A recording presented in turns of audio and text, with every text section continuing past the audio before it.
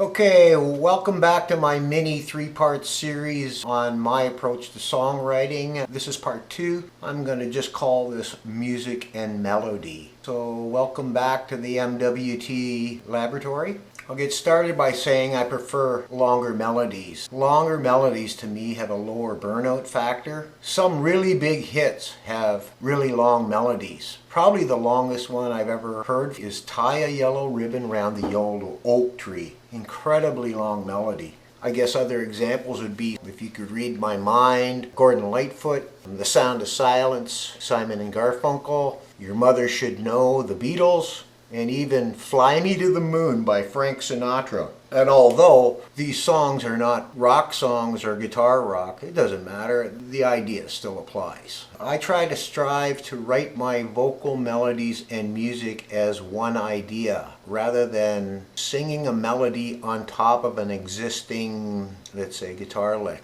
I try to interweave them so that they're one. They're not one's added on top of the other one. I also try to write my melody that it extends past the fourth bar in the song. Listeners are somewhat musically educated and they can tell that here comes the change. So if you write past the end of your bar, my song becomes less predictable.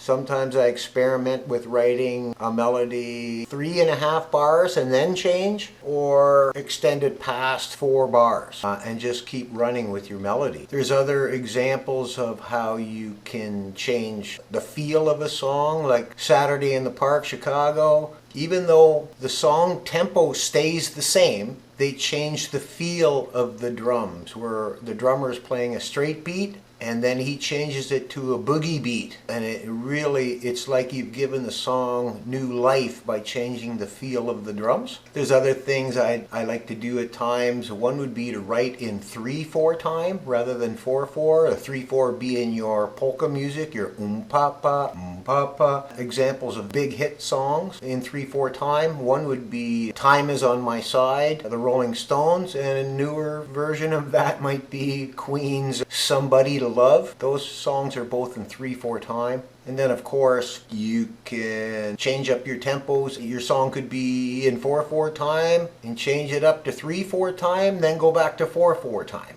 But I try to strive to work on something that I haven't heard before, if that even sounds possible.